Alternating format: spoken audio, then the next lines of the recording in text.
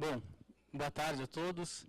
Para quem não me conhece, meu nome é Marcelo, eu sou juiz substituto aqui da 6ª Vara Criminal de São Paulo desde 2009. Então, faz 5 anos que eu estou atuando numa vara que é especializada em crimes financeiros e lavagem de dinheiro. Essa é a razão pela qual eu fui convidado para falar aqui com vocês hoje, que me traz uma enorme responsabilidade. Boa parte dos colegas aqui são mais antigos do que eu não pretendo aqui ensinar o padre a rezar a missa. Então, a minha ideia é transmitir um pouco para vocês desse meu dia a dia na 6ª Vara Criminal, quais são as maiores dificuldades que a gente enfrenta com relação ao tratamento desses crimes e dividir algumas preocupações, algumas críticas à lei, alguns entendimentos que eu venho adotando lá e colocá-los a crítica e os comentários dos colegas. Bom, a primeira, eu sei que aqui em São Paulo, por exemplo, sei que tem colegas aí que são de outras regiões também, mas hoje, do jeito que está dividida a nossa competência, crimes contra o sistema financeiro estão atribuídos especificamente à competência de 3 varas aqui em São Paulo, para o estado inteiro, e depois nós temos Ribeirão e Campinas também, que tem varas específicas.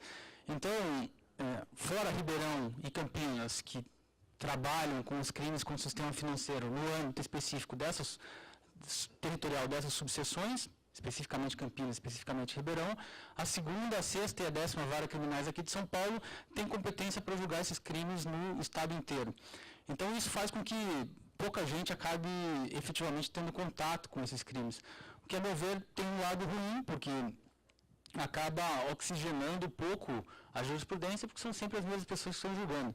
E a gente está falando da 10ª Vara, acabou de ser especializada, então até pouco tempo atrás eram só 2. Bom, se fala muito na questão da especialização, se é bom ou se é ruim, independentemente de ser bom ou ruim, o lado ruim é esse. A jurisprudência, como eu disse, ela acaba ficando muito restrita. Aqui no tribunal, a gente até um tempo atrás também não tinha sequer turmas especializadas em direito penal, e isso fazia também com que esses processos acabassem sendo alguns no meio de vários outros processos julgados pelo tribunal. Quem quer que tenha contato com esses crimes contra o sistema financeiro, começando pela Lei 7492, a primeira reação que a gente tem ao examinar esses tipos penais é de um pouco de perplexidade. Porque se começa a ler a lei, se verifica que, principalmente quando se começa a pegar as denúncias nos casos concretos, que muitas vezes, para casos muito semelhantes, uma denúncia imputa 5, 6 tipos penais, outra imputa fala-se em concurso aparente, outra fala em concurso formal e assim por diante. Então, não há uma unanimidade no entendimento a respeito disso. Esse é um caso que se encaixa bem naquilo que o Pier Paulo falou, nós não encontramos na doutrina resoluções para esses casos concretos. Então, quando se vai procurar nos livros, como é que eu resolvo isso aqui? Os livros, eu costumo dizer que esses livros específicos de lei dos crimes contra o sistema financeiro, eles têm resposta para tudo aquilo que a gente já sabe e não resolve nenhum problema daqueles que a gente não sabe. Então, na prática, a gente acaba tendo que ir para a jurisprudência ou, principalmente, para o debate com os colegas para chegar a algum entendimento razoável. E quando eu digo entendimento razoável, é porque muitas vezes a gente percebe que, no caso concreto, aquelas soluções tradicionais não resolvem o problema. O Paulo mencionou também, essa é uma lei permeada de crimes que prevêem bens jurídicos difusos, crimes de perigo abstrato, crimes formais ou de mera conduta. Então, é muito fácil para o juiz que quiser encontrar um referencial achar muletas argumentativas para aplicar essa lei. Basta que se diga, tem, por exemplo, vou falar um pouco disso depois, gestão fraudulenta. Tem o ato fraudulento na frente da instituição financeira, o crime formal é perigo abstrato, portanto, dou lá uma pena de 4, 5 anos para o sujeito. Considerando, e a gente vai ver isso depois, que a jurisprudência entende que pode ser sujeito ativo, inclusive do delito, o gerente de agência bancária, o gerente de contas de pessoa física, o sujeito fraudar lá uma conta, alguém vai dizer, bom, então crime formal, bem jurídico é difuso, crime de perigo abstrato, portanto, isso aí é gestão fraudulenta. Será que é assim mesmo? Será que é possível construir critérios para uma aplicação mais racional dessa lei contra o sistema financeiro?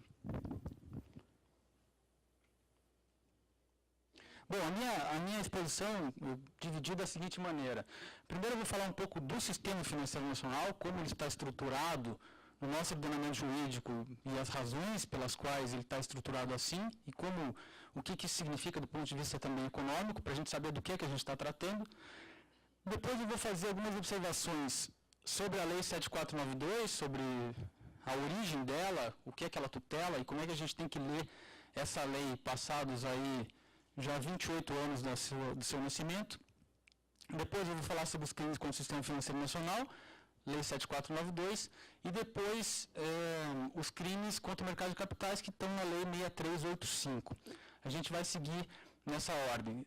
Eu já adianto para vocês que eu não sei fazer PowerPoint.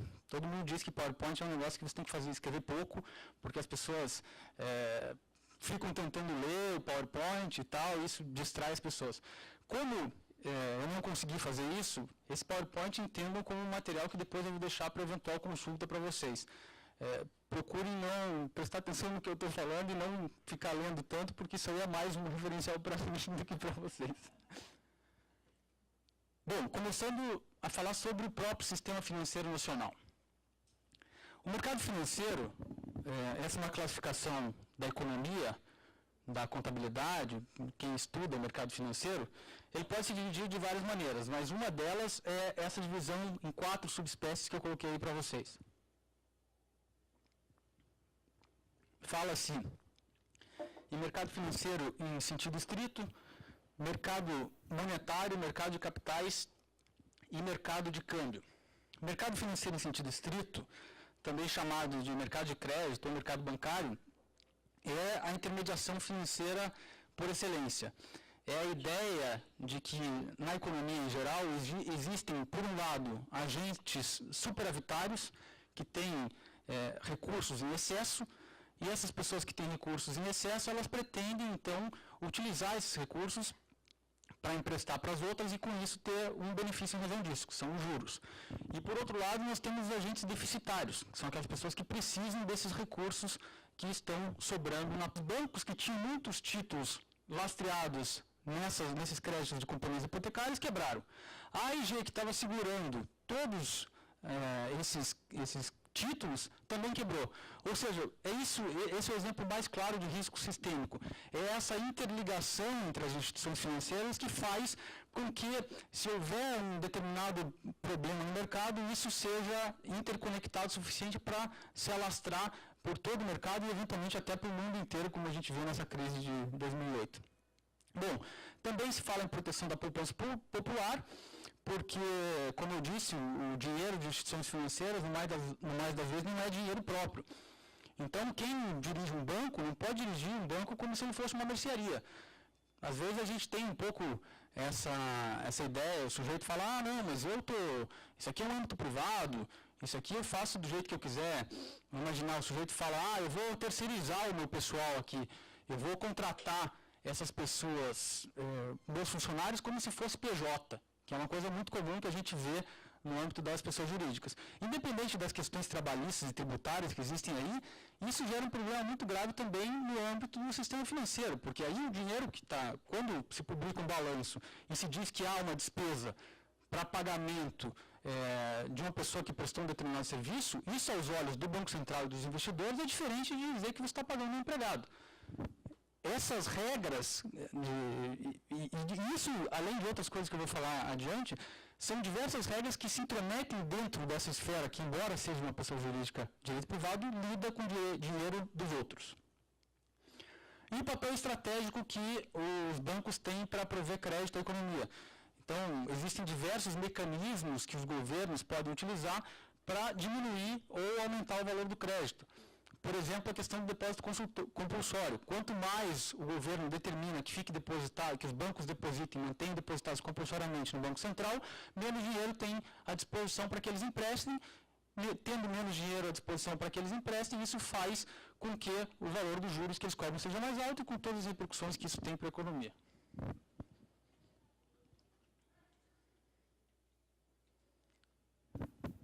Bom, essa regulação do sistema financeiro tem diversas formas de atuação, regras de indução, que são formas de induzir as instituições financeiras a um ao outro lado, mas principalmente regras de direção.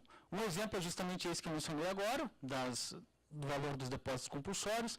Existem outras regras que são importantíssimas no âmbito do sistema financeiro nacional, como a classificação de risco de determinadas operações. Então, o Banco Central estabelece como é que vai ser feito o rating, né, que é a avaliação do risco de cada uma dessas operações. Isso tem repercussões, a gente vai ver depois no âmbito de crimes como a gestão temerária. O valor do capital próprio que tem que ser utilizado, a gente mencionou antes a questão da alavancagem, você tem que utilizar um capital próprio, isso é regra da Basileia. A gente está agora em Basileia 3, que são as regras que estabelecem para o mundo inteiro questões prudenciais a ser aplicadas pelos bancos em todos esses lugares.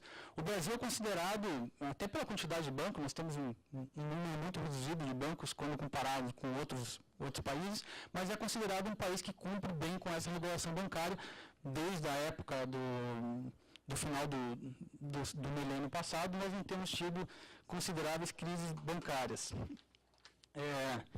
Outras regras, como vedação de concessão de crédito a pessoas interligadas. Inclusive, a concessão contra essas regras caracteriza um crime da Lei 7492, que é do artigo 17.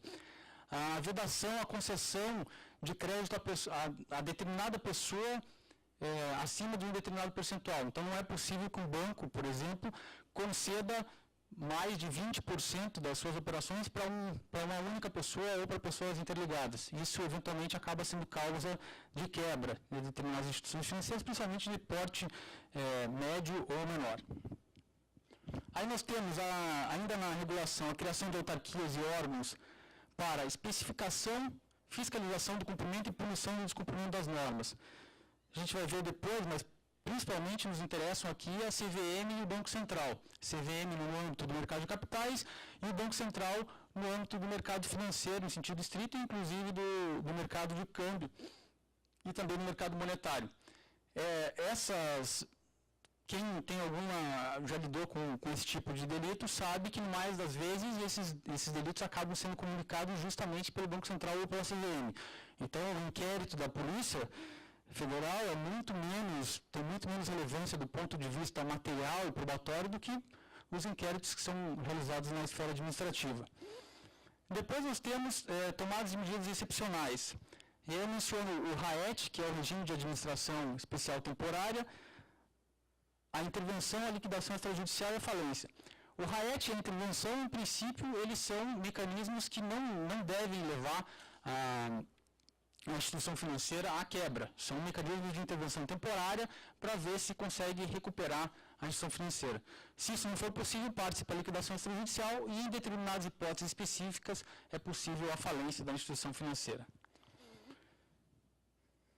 Bom, além dessa regulação, que é feita pelos órgãos oficiais, nós temos também questões de autorregulação. A autorregulação são aquelas hipóteses em que são estabelecidas normas por entidades de classe vinculadas a um determinado setor, que devem ser seguidas por aquelas pessoas que integram esse setor. Essas normas não são obrigatórias, mas elas podem acarretar sanções como descredenciamento daquela entidade, e além disso, essas entidades elas auxiliam os órgãos reguladores propriamente ditos.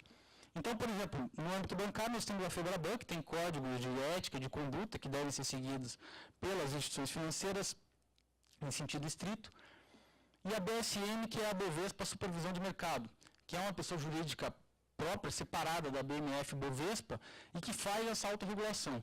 O papel da BSM é importantíssimo, porque, no mais das vezes, quem detecta pela primeira vez algumas infrações administrativas e delitos no âmbito do mercado de capitais é a BSM.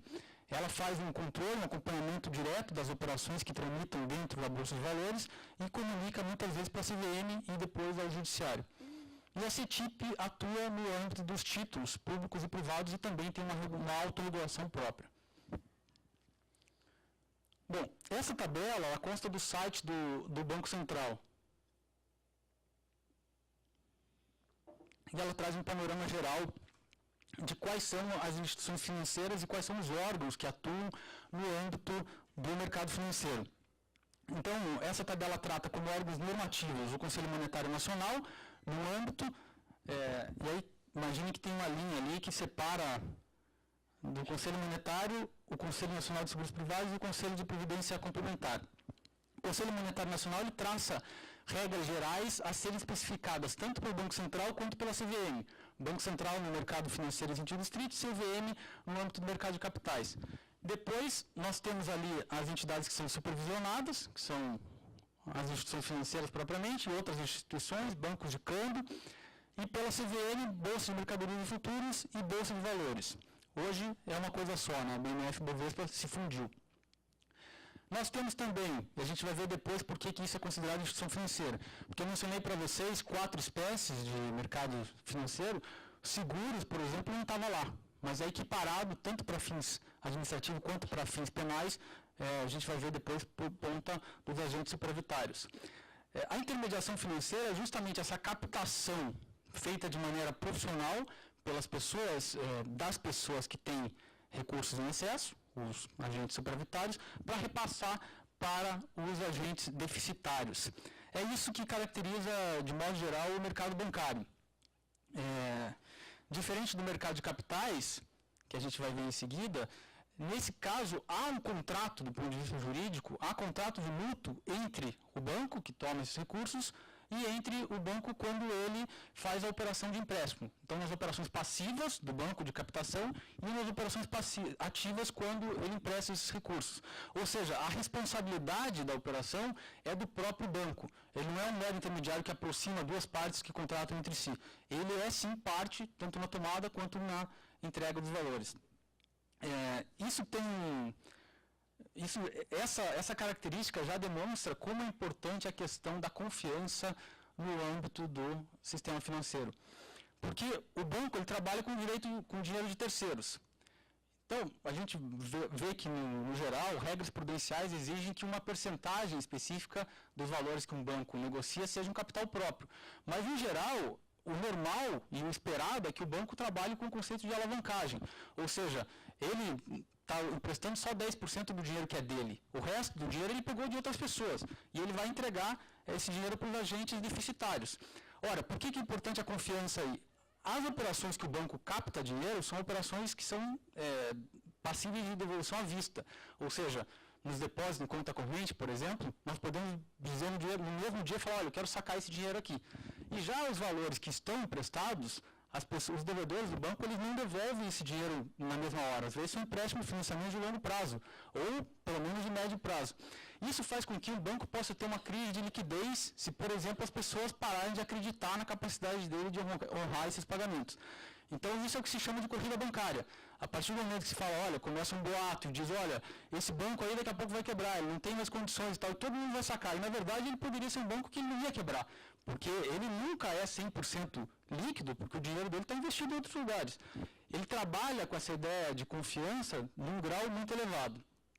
E a gente vai ver que isso, pelo menos a meu ver, tem repercussões também no âmbito da regulação e no âmbito penal adiante. Bom, um outro mercado que se costuma mencionar é o mercado monetário.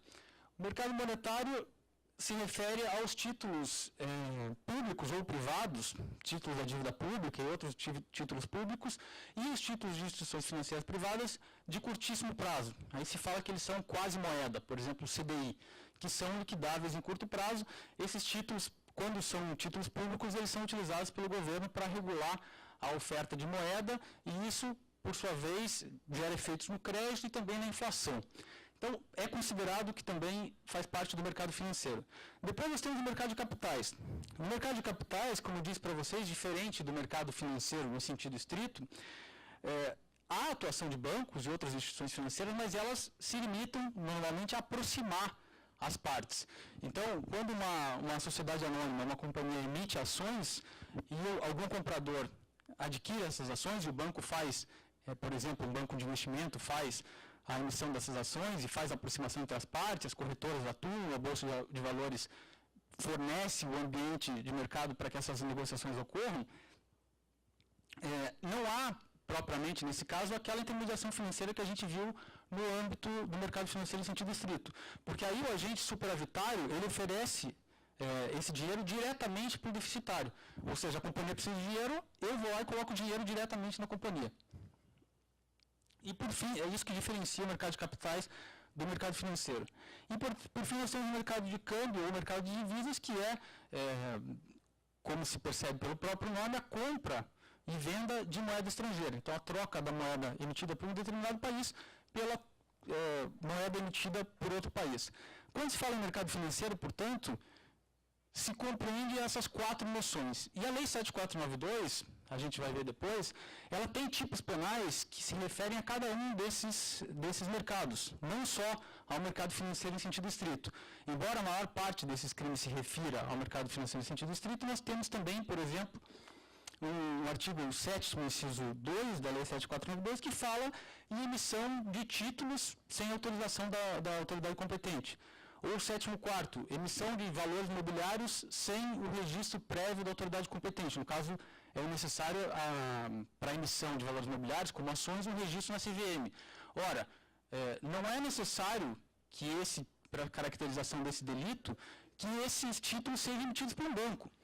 Então, não são todos os delitos da Lei 7492 que exigem a configuração da lei, de uma instituição financeira efetivamente no sentido de um banco.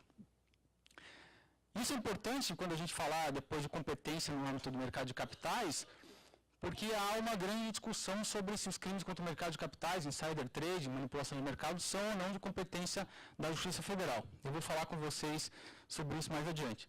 Nós temos também, no âmbito quando se fala em mercado de câmbio, a evasão de divisas, por exemplo.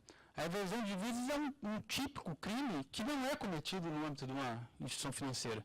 Então, nós temos, por exemplo, que é considerado entre nós, um caso de evasão de divisas, é a saída física de uma pessoa física portando dinheiro em espécie.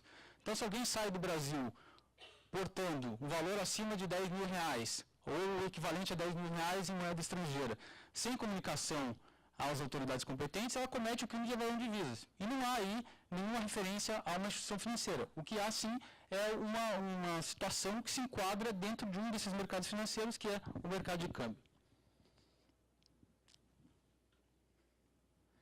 Bom, esse mercado financeiro, especialmente o mercado financeiro em sentido estrito, ele é um mercado regulado. O que significa isso? Existe toda uma gama de normas e instituições que estabelecem o seu funcionamento. Fundamentos político-econômicos para essa regulação. Primeiro, a questão da diminuição do risco sistêmico. E por risco sistêmico, se entenda aqui, essa questão que eu mencionei para os senhores, começa com essa ideia de corrida bancária. Se a gente pensar, por exemplo, na crise americana de 2008, a famosa crise dos subprimes, em termos bem resumidos, o que significa aquilo? Significa que companhias hipotecárias que haviam concedido créditos imobiliários para pessoas que não tinham efetivamente condições de pagar, então fazendo uma verificação muito superficial do crédito, imaginando que o valor das casas das pessoas iria aumentar indefinidamente, essas companhias consideram esses créditos e esses créditos depois eles foram securitizados, ou seja, eles foram transformados em valores imobiliários. Os bancos e as corretoras que transformaram esses títulos em valores imobiliários, então eles passaram a vender isso como um título, um valor imobiliário. Ou seja, eu comprava um título que representava um grupo de créditos referentes a essa hipoteca. E depois veio uma seguradora, a IG, e aí já fazia um contrato de seguro sobre esses títulos. A partir do momento em que as pessoas pararam de ter efetiva condição de pagar esses créditos que foram concedidos, a companhia hipotecária quebrou. Quebrando a companhia hipotecária, por qual lei?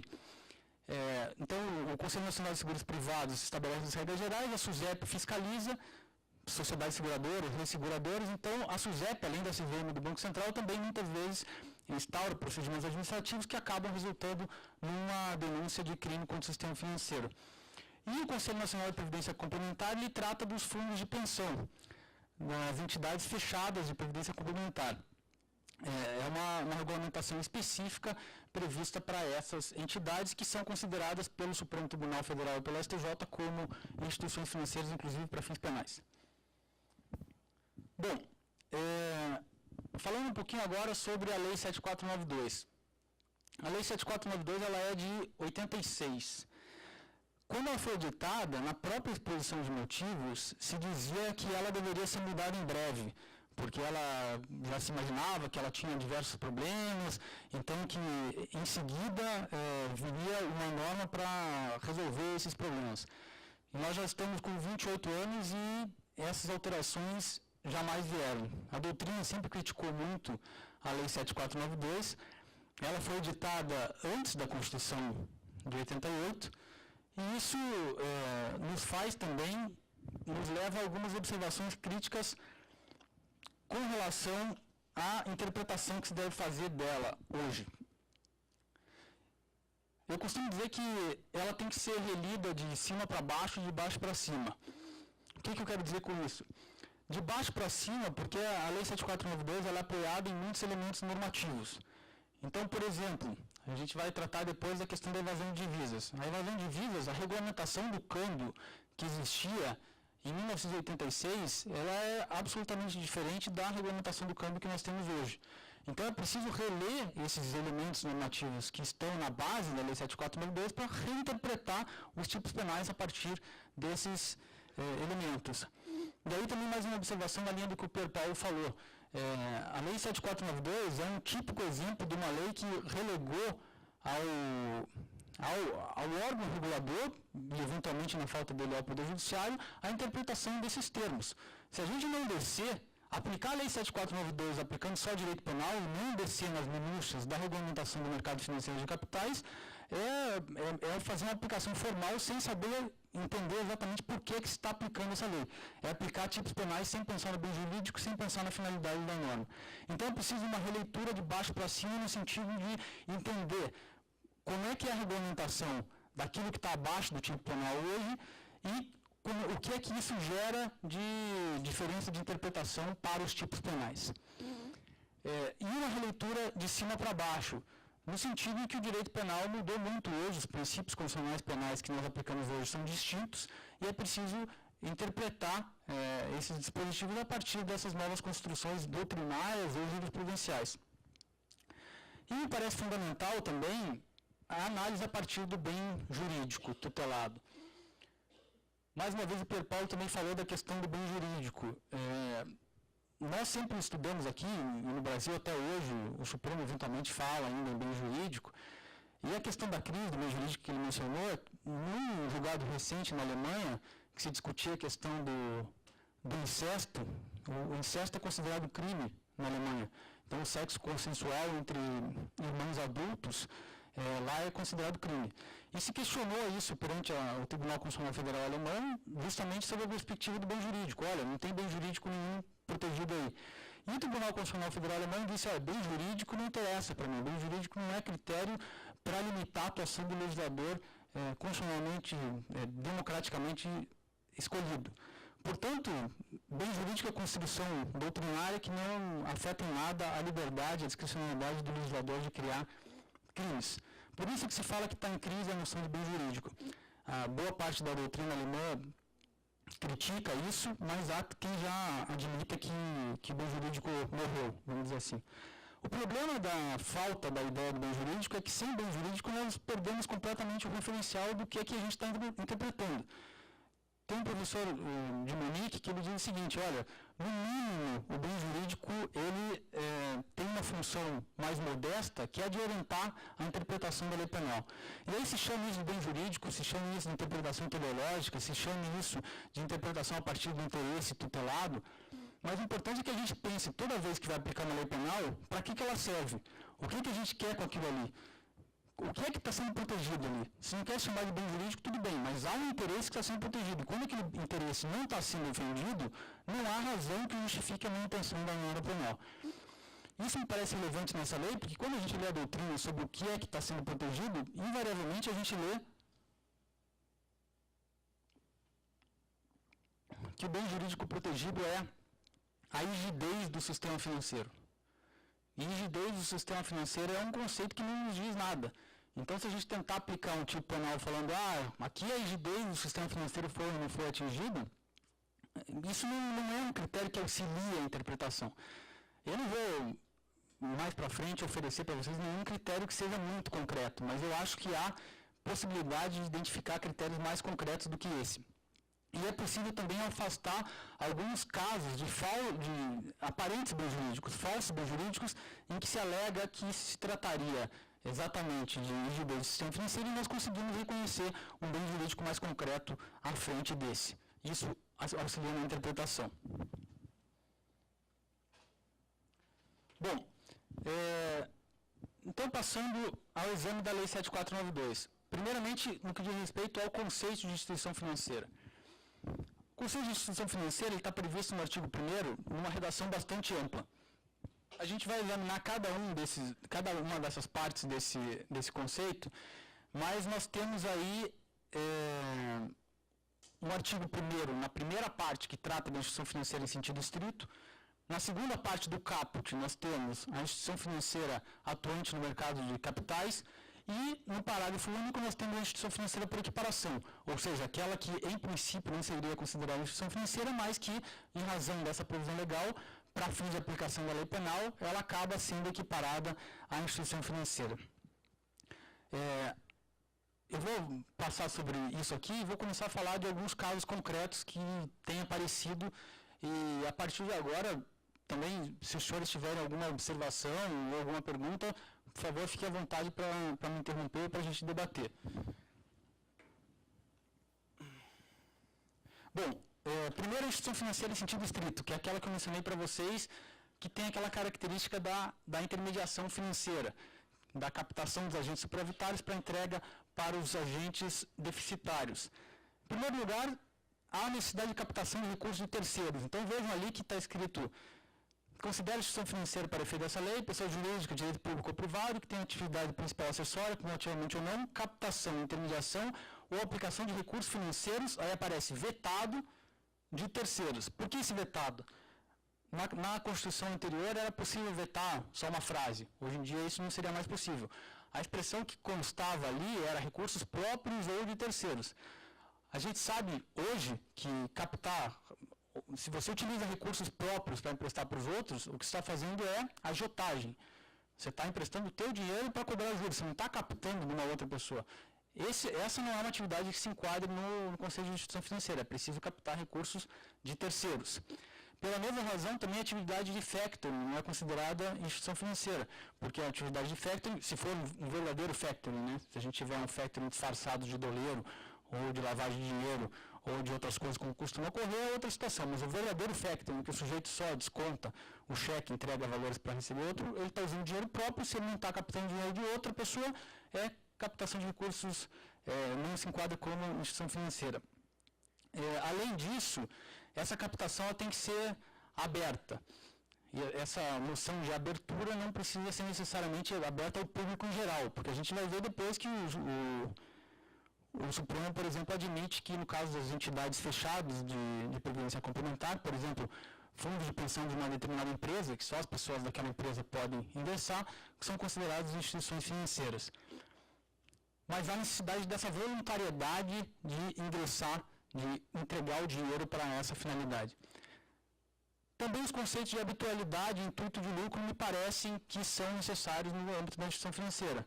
Senão nós vamos ter situações em que, depois a gente vai ver o caso do doleiro, imagine que alguém volta dos Estados Unidos com $1.000 e quer vender para um amigo, e essa é uma operação que mais adiante a gente vai ver que é equiparada em instituição financeira, e se não houver necessidade de habitualidade e intuito de lucro, alguém pode considerar isso como um caso de instituição financeira. A gente teve uma situação lá, acho que eram 6 pessoas, numa empresa que elas fizeram uma espécie de um consórcio entre elas para comprar computadores. E isso o Ministério Público imputou, nesse caso, crimes como se fossem praticados no âmbito de instituição financeira, porque seria um consórcio. As pessoas, todas elas contribuíam com dinheiro, quem era sorteado recebeu o computador antes. E, de fato, isso é a noção de consórcio, mas como eles atuavam sem intuito de lucro e sem habitualidade, me parece que o direito penal não serve para esse tipo de coisa. Aí transparece um caso de aplicação formal da lei penal sem considerar o seu objetivo específico. Bom, passando por alguns casos concretos. O Supremo, analisando um caso do falecido Eduardo Campos, quando ele era governador de Pernambuco, ele emitiu títulos da dívida pública, letras financeiras do Estado, sem autorização necessária na época. Eu acho que era do Banco Central que precisava dessa autorização. E o Supremo entendeu, disse, olha, o Estado, ao emitir título de dívida pública e colocar no mercado, não atuou como se fosse instituição financeira. Esse aí me parece um típico caso que o Supremo fez uma confusão. É óbvio que o Estado não é instituição financeira, mas só que não é essa a questão envolvida aí, porque como eu disse para vocês, um dos tipos penais que estava sendo imputado é o artigo 7º, inciso 2, que é justamente emitir títulos sem autorização da autoridade competente. E essa emissão de títulos é justamente uma hipótese do mercado financeiro, que é o mercado monetário, o mercado de open market, o mercado de títulos de curto prazo. Então, não há necessidade de que todas as condutas da Lei 7492 sejam praticadas no âmbito de uma instituição financeira, só aquelas em que, por decorrência lógica ou por expressa previsão do tipo penal, se refira à instituição financeira. De qualquer maneira, evidentemente, o Estado não é considerado instituição financeira. Só complementando essa questão do Eduardo Campos, na prática não se enquadraria no 7º, inciso 2, porque já existia um tipo penal específico, é o 359H, que trata dos crimes do Código Penal, que trata dos crimes contra as finanças públicas, mas aí não seria pelo fato do Estado não ser instituição financeira, mas sim pelo princípio da especialidade. Aí nós temos a instituição financeira atuante no mercado de capitais, e é uma previsão bem ampla. Considera-se instituição financeira aquelas pessoas jurídicas ou físicas que atuam na custódia, emissão, distribuição, negociação, intermediação ou administração de valores mobiliários. Então, é o mais amplo possível. A administração de valores mobiliários é uma pessoa que precisa de autorização da CVM, mas é o administrador de carteira, aquela pessoa para quem as pessoas entregam os recursos e dizem, olha, desde grandes fundos de investimento até uma pessoa física que faz os investimentos em nome de um grupo ou de algumas pessoas. A instituição financeira por equiparação talvez onde haja os maiores problemas. Também é considerada instituição financeira, além dessas, atuante no mercado financeiro em sentido estrito ou no mercado de capitais, aquela que capte ou administre seguros, câmbio, consórcio, capitalização ou qualquer tipo de poupança ou recursos de terceiros. E aí ficou bastante amplo. E fica mais amplo ainda quando a gente leu o inciso 2º, a pessoa natural que exerça quaisquer das atividades referidas nesse artigo, ainda que de forma eventual. Eu disse para vocês que precisa ter habitualidade. Para quem lê esse ainda que de forma habitual, vai dizer não, aí não precisa de habitualidade. Eu tenho interpretado, e parte da doutrina tem interpretado assim também, que mesmo assim a necessidade de habitualidade, essa eventualidade diz respeito ao fato de que a pessoa não se dedica àquilo como uma atividade principal, mas que eventualmente ela vai exercer aquilo por algum período habitual. É a única maneira que eu vejo possível de interpretar essa norma com algum grau de razoabilidade. Caso contrário, como eu disse, pessoa natural que exerce atividade de câmbio, basta que a pessoa troque dinheiro com um colega que vai ser uma instituição financeira por equiparação. Bom, casuística. Alguns casos que já foram decididos na jurisprudência e outros que têm surgido e para os quais não há ainda uma solução clara. Primeiro nós temos o caso do consórcio. Nós vimos ali que o consórcio é expressamente previsto como instituição financeira por equiparação. Foi muito comum no passado a utilização de sociedades em conta de participação para burlar a exigência de autorização do Banco Central para consórcio. Então, a sociedade de consórcio, para a construção de uma casa, por exemplo, ela dizia, olha, vou formar uma sociedade em conta de participação aqui, 20 pessoas se associavam, todas elas colocavam dinheiro lá, e aí depois, quando esses valores chegassem a um determinado nível, era feito um sorteio, se pagava o primeiro da lista, ou alguém que fosse sorteado, e esses valores eram entregues. Isso era uma forma de captação de dinheiro típica do consórcio. E já é pacífico na jurisprudência que a utilização de uma forma distinta não desvincula o conceito material de consórcio. Em seguida, nós temos a questão da pirâmide. A questão da pirâmide, ela é hoje talvez uma das mais controversas da problemática atual. Por quê? Vocês sabem que tem aparecido muitos casos desses. Então, um exemplo mais emblemático é a Telex Free, né, que o sujeito fala, eu vou comercializar aqui telefones. E aí ele começa a captar dinheiro das pessoas supostamente para comercializar telefones. E aí ele fala o seguinte, olha, se você me traz alguém abaixo de você, atrás de você, e isso faz com que você tenha direito a um bônus, ou a receber um determinado valor. E essa pessoa atrás dela traz outras pessoas que trazem mais valor. Isso é considerado, pode ser considerado como instituição financeira? Por um lado, seria possível sustentar que se enquadraria naquela previsão genérica da captação de recursos de terceiro, que é uma fórmula ampla.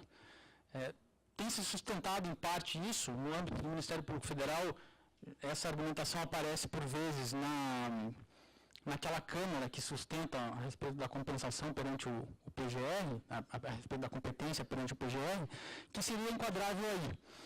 O problema é que nós temos uma lei, um artigo específico da Lei dos Crimes contra a Economia Popular, a Lei 1521, no artigo 2º, inciso 9, que trata especificamente da captação de dinheiro sob a forma de pirâmide.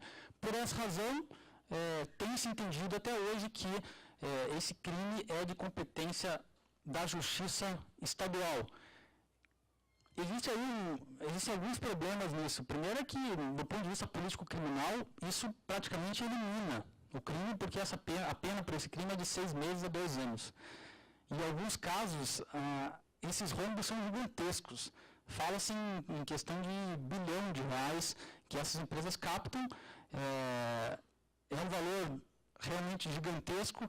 Com a internet, a impressão que a gente tem aqui, isso vai proliferar cada vez mais, porque dá para fazer isso com qualquer tipo de coisa. Fazendo uma referência a casos antigos, no caso do boi gordo, do avestruz master, naquela época falava-se, olha, foi um absurdo, foram 250 mil clientes e tal. Esses aí que a gente tem visto agora já chegam a 1 milhão, e às vezes até mais. Então esse é um crime que hoje em dia, do ponto de vista da repercussão social, é muito mais grave do que a maior parte dos crimes da Lei 7492. Pode ser considerado crime contra o sistema financeiro?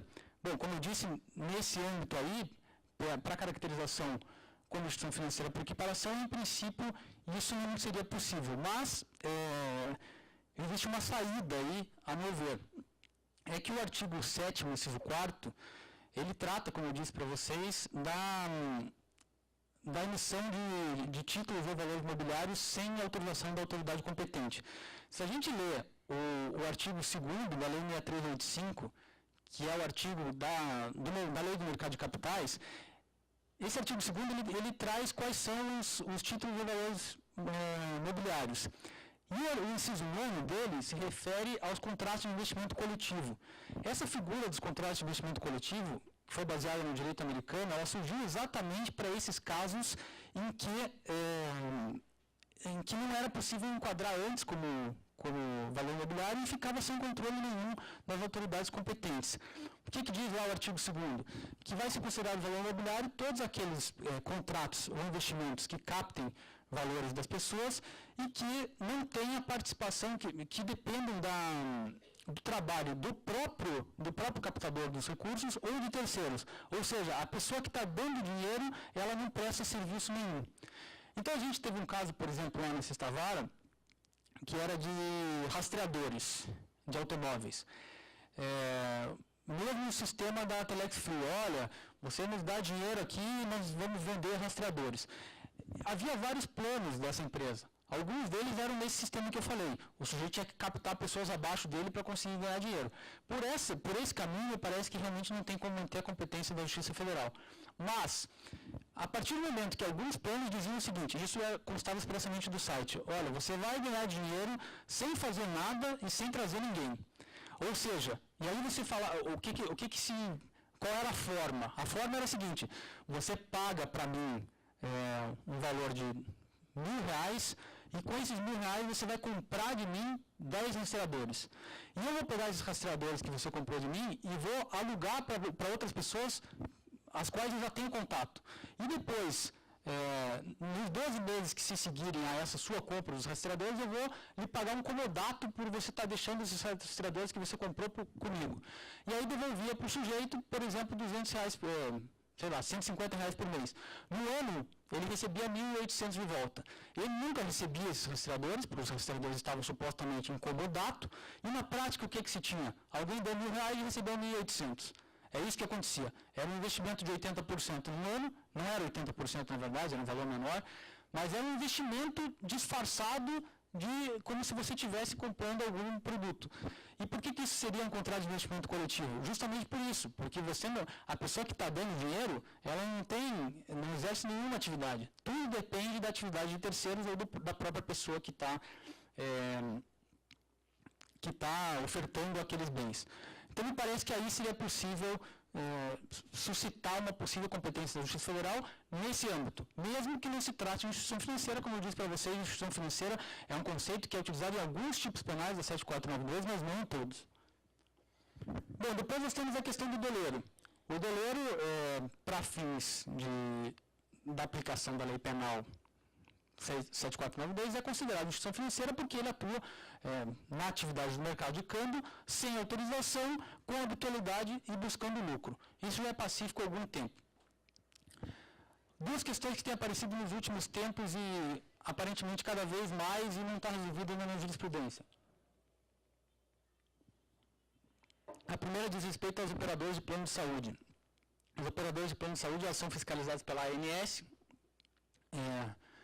e muitas vezes tem havido denúncias, por exemplo, por gestão fraudulenta da operadora de plano de saúde, porque se procura equipará-la à seguradora.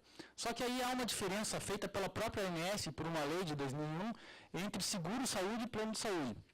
O seguro-saúde é comercializado por seguradoras. As operadoras de plano de saúde elas só comercializam plano de saúde e, portanto, esse plano de saúde, por própria diferenciação legal, não se equipara a seguro, me parece que não se enquadram, portanto, como instituições financeiras. E, por último, os institutos públicos de previdência municipais. Como vocês sabem, a previdência pública dos servidores municipais, quando não exista um fundo de previdência municipal próprio, é tratado pelo INSS. Mas muitos municípios eles têm criado institutos públicos de previdência própria para gerir os seus recursos. Obviamente, isso é um lugar de enormes fraudes. A gente vê aí que todo fundo de pensão é sempre muito suscetível a fraude e criar mais fundos de pensão abre mais ainda a possibilidade de fraude. A questão é saber se essas fraudes praticadas no âmbito desses institutos públicos de previdência, elas podem ser consideradas como gestão fraudulenta desses fundos ou se, pelo contrário, ela vai incidir em outro tipo, como, por exemplo, um peculato ou, eventualmente, um estelionato de grandes proporções. Eu tenho entendido que não é possível equiparar esses fundos de previdência municipais a instituições financeiras pelo seguinte: o Supremo e o STJ já decidiram que fundos de pensão privados são sim considerados instituições financeiras, captam o dinheiro dos outros e depois os remuneram. Acontece que, quando se lê a argumentação do Supremo e do STJ a respeito de por que isso é assim, se deixa muito claramente diferenciar que eles não se equiparam ao INSS, por exemplo. E esses fundos eles são exatamente iguais ao INSS, do ponto de vista do regulamento jurídico. Eles são autarquias, eles captam esses valores, não é uma captação voluntária, porque os valores que são pagos para esses fundos são contribuições previdenciárias previstas expressamente na Constituição Federal, então não me parece possível considerar que há aí essa captação própria de uma instituição financeira. Claro que isso tem um problema grave do ponto de vista político-criminal, porque muita gente alega o seguinte: mas aí eles ficam livres da questão da gestão fraudulenta. Bom, eles não praticam gestão fraudulenta, mas, como eu disse, eles podem vir a praticar outros delitos.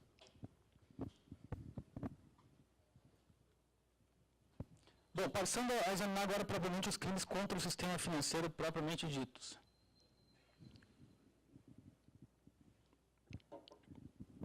E não vou tratar especificamente do artigo 16, o artigo 16 é operar instituição financeira sem autorização.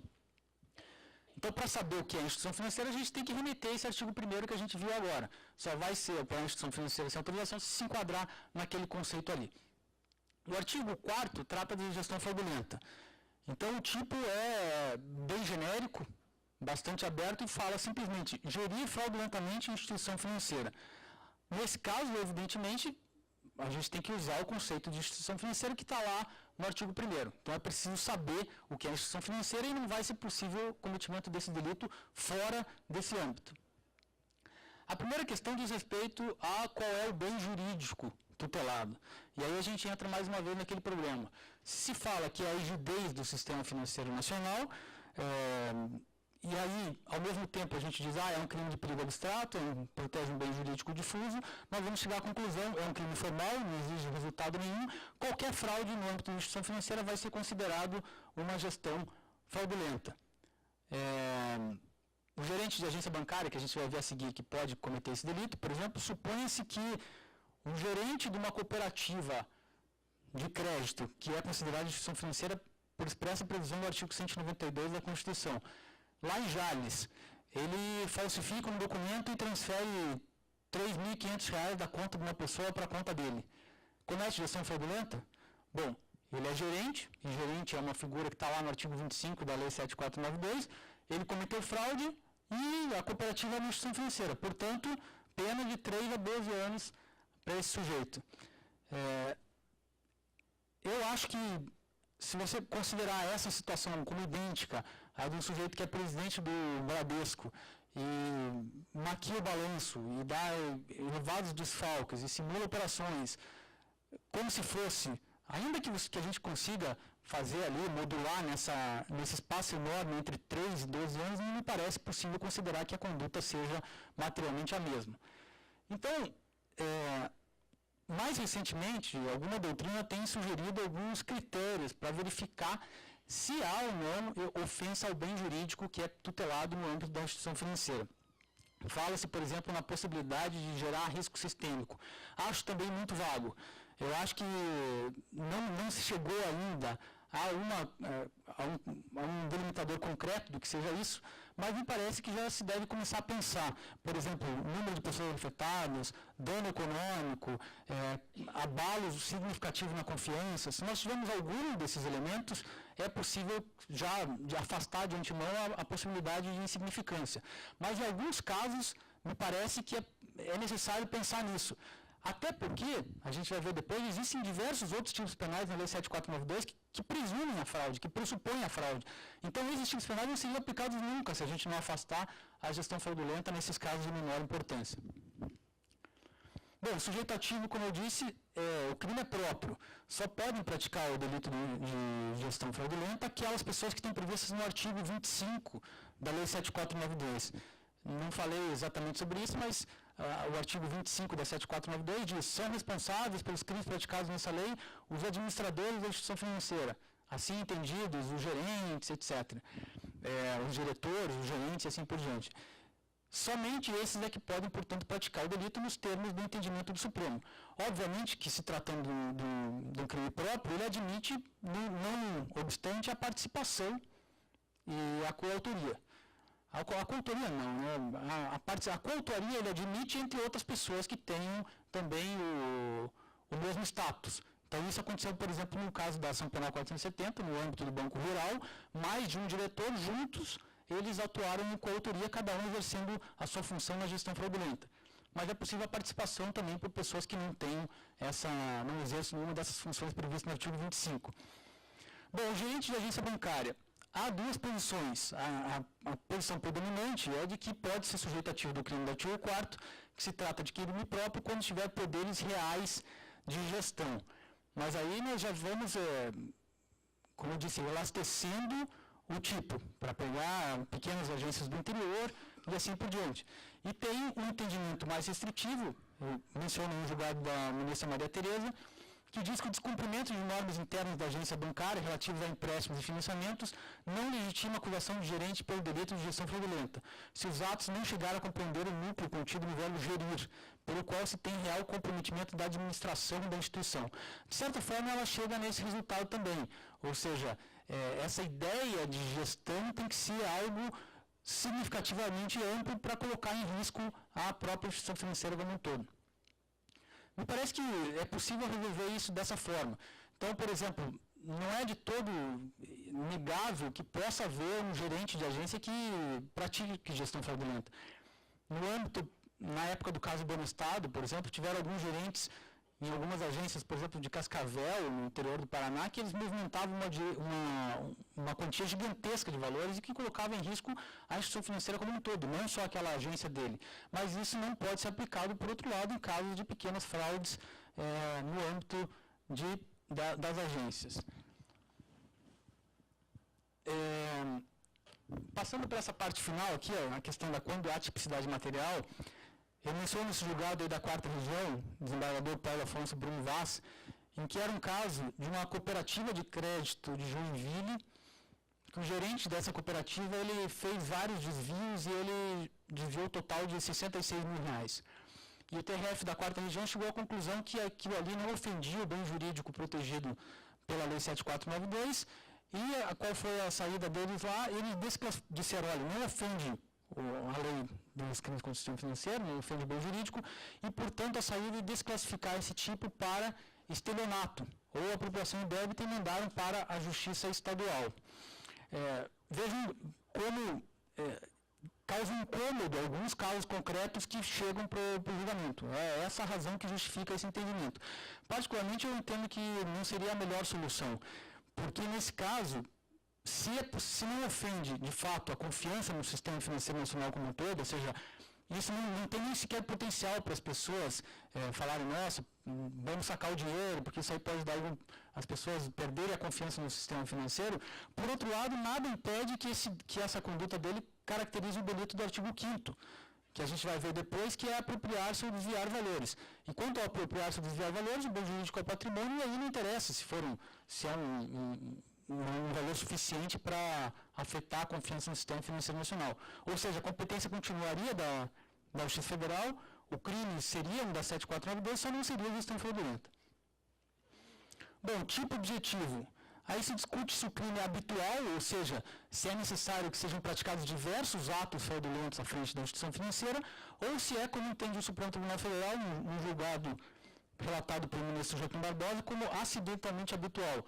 Ou seja, um único ato é suficiente para caracterizar o delito, mas, se forem praticados vários atos, nem por isso nós teremos concurso de crimes. Esses vários atos acabam sendo absolvidos pelo primeiro. Entendo que a melhor posição é essa realmente do Supremo, porque dependendo do ato, e aí do ponto de vista político-criminal, dependendo do ato, ele pode ser grave o suficiente, por exemplo, simular a transferência de uma carteira de créditos no valor de R$2 bilhões. É um ato só que tem o potencial para efetivamente gerar a quebra da instituição financeira.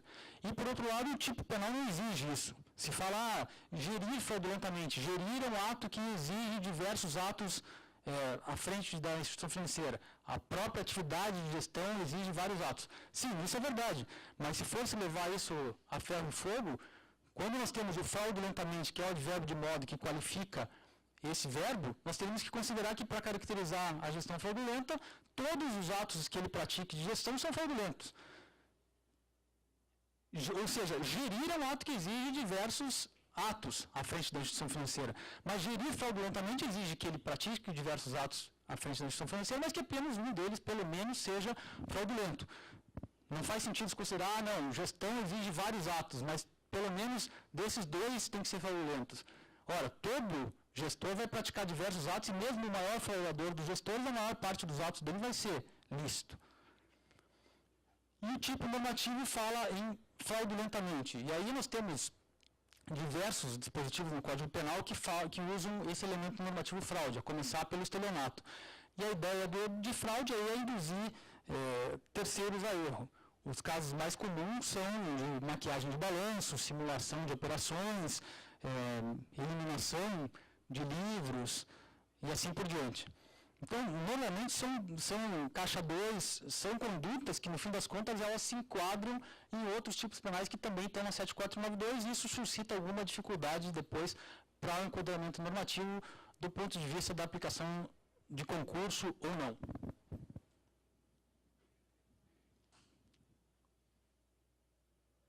Bom, eu estava falando de concurso. Quanto à possibilidade de concurso com outros delitos da 7492, os mais discutíveis são, acredito eu, o artigo 16, esses artigos 6º, 7º, 9º, 10 e 11 e o artigo 5º. Eu peço desculpa se alguns de vocês não conhecem esses artigos assim a fundo, mas é que para tratar desses temas aí, eu tenho que passar um pouco por cima, senão ficaria algo muito superficial. Bom, o artigo 16, como eu disse para vocês, é aquele tipo penal que trata da operação de instituição financeira sem autorização. Então, a questão que se coloca aqui é a seguinte: é possível gerir fraudulentamente uma instituição financeira que já é clandestina, e aí tem um concurso entre o 16 e o quarto, ou se você já tem uma instituição financeira clandestina, você afasta o quarto, porque aí vai aplicar só o 16. Existem duas posições. Primeiro, o entendimento do STJ, a relatora ministra Maria Tereza, é impossível, pois o delito de gestão fraudulenta pressupõe a existência de empresa ou pessoa habilitada a atuar de forma legal. E o entendimento do Supremo que diz que não há de se fazer distinção entre instituições regulares ou irregulares, para fins de subsunção ao tipo penal. Embora essa segunda posição do ponto de vista político-criminal pareça até mais interessante, porque a gente vai pensar assim, ora, a pena do artigo 16 vai de 1 a 4 anos, operar uma instituição financeira sem autorização, e a da gestão fraudulenta vai de 3 a 12. Então, o que é que se pensa? Ora, a pessoa que gere fraudulentamente uma instituição financeira autorizada vai ser punida de 3 a 12, e a pessoa que gere fraudulentamente uma instituição financeira sem autorização vai pegar uma pena só de 1 a 4. Só que na prática, o problema aí é justamente o fato dessa disparidade de penas. A pena deveria ser igual para quem opera a instituição financeira sem autorização que para quem a gere fraudulentamente. Porque quem opera a instituição financeira sem autorização já está praticando uma fraude gravíssima, que é não ter autorização. Agora, se não existe autorização, a pessoa não tem razão para confiar que aquela instituição financeira vai estar sendo fiscalizada e que as regras, que não estarão acontecendo fraudes ali dentro. Então, é complicado esse entendimento. Vamos pensar num caso concreto aqui em que isso tem sido aplicado. Na quarta região, por exemplo, os doleiros. Aos doleiros se tem aplicado o artigo 16 porque ele opera a instituição financeira sem autorização. Porque ele é pessoa natural que administra câmbio de forma habitual e ele não tem autorização para isso. Se aplica o 22, porque ele comete evasão de divisas. Se aplica, estou falando em geral, em vários lugares da quarta região. Em muitos casos tem lavagem. Depois eu vou falar um pouco sobre lavagem e evasão juntos. E por fim se aplica a gestão fraudulenta, porque ele está remetendo os valores para fora e está gerindo fraudulentamente a instituição financeira não autorizada que ele opera. Particularmente me parece isso muito pouco convincente, porque existem tipos específicos para ele, que é operar sem autorização e praticar a evasão de divisas. Agora, dizer que além de tudo, esse sujeito que é um doleiro, que está remetendo valores para fora, ele está agindo como se ele fosse um banco e fraudando a instituição financeira, me parece um pouco complicado. Bom, aí nós temos concursos com os artigos 6º, 7º, 9º, 10º, 11º e 17. Em resumo, esses tipos penais são todos os tipos que prevêem alguma espécie de fraude. O 6º, por exemplo, prevê induzir ou manter em erro o investidor ou autoridade federal competente no âmbito de instituição financeira. O 7º, emissão de títulos irregulares. O 10 ou o 11 tratam de maquiagem de balanço e de caixa 2. Então, são condutas típicas da fraude. E aí se coloca a questão, então se o sujeito cometeu essa fraude específica e além disso cometeu a gestão fraudulenta, então vamos num concurso material nos dois. Nesses casos, pelo que eu pude constatar, tem se caminhado para um consenso de que haverá aí absorção, porque essas são aquelas fraudes típicas que foram consideradas para gestão fraudulenta. E também não é possível que o juiz pegue só algumas fraudes e diga, olha, a fraude do 9º, do 10º e do 11 eu estou considerando para gestão fraudulenta. Agora, do 6º e do 7º não, essas aqui eu vou considerar como concurso material. Se são fraudes que foram consideradas em conjunto, e se o crime é, como diz o Supremo, acidentalmente habitual, então todas essas fraudes são fraudes que contribuíram para a gestão fraudulenta. Me parece um entendimento mais correto aplicar aí o artigo 4º absorvendo todos os demais. E até porque esses tipos penais todos, a meu ver, defendem aí sim o mesmo bem jurídico, que é a confiança no âmbito do sistema financeiro. Diferente do artigo 5º. O artigo 5º, ele tutela o patrimônio da instituição financeira, quando ele diz apropriar-se aquelas pessoas do artigo 25 ou desviar os valores que estão lá na instituição financeira. Isso é propriamente defesa do patrimônio. Por essa razão, aí nós temos também, na verdade nós temos para todo gosto. Tem gente que, na jurisprudência, a gente acha de tudo. Concurso aparente de normas resolvido pela especialidade, concurso aparente de normas resolvido pela subsidiariedade, concurso aparente de normas resolvido pela absorção, concurso formal e concurso material. Todos esses a gente encontra. Essa solução do ministro DIP, se os dispositivos tutelam objetos jurídicos diversos, não há que se falar em conflito aparente de normas, mas de concurso formal.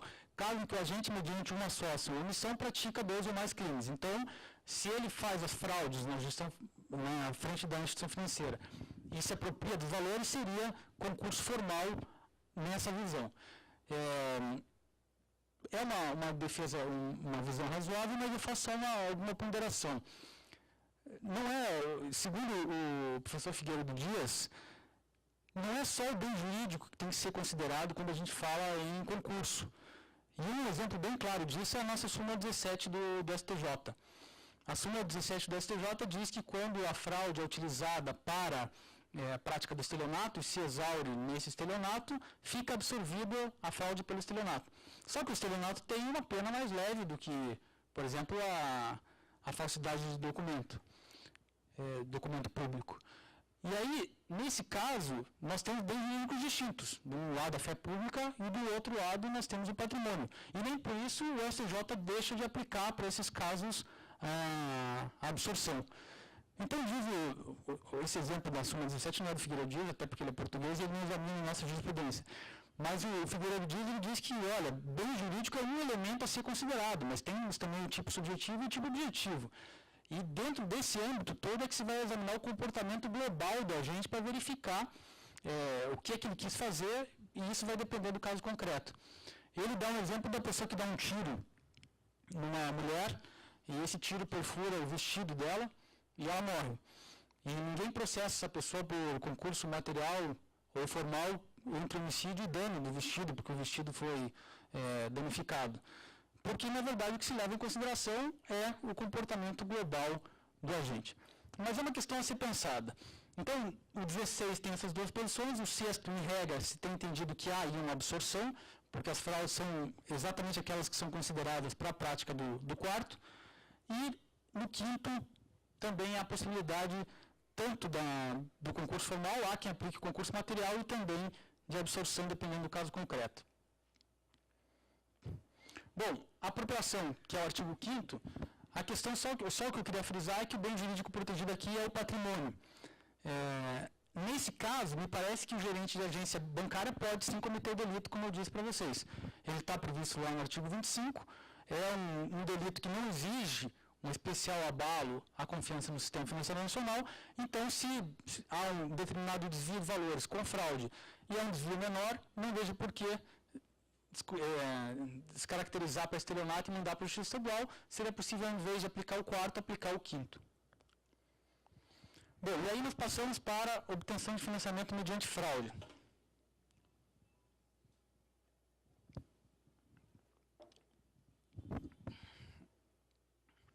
Acho que a gente podia fazer um intervalo já, que aí depois eu começo a falar desse aí e não vou interromper no meio.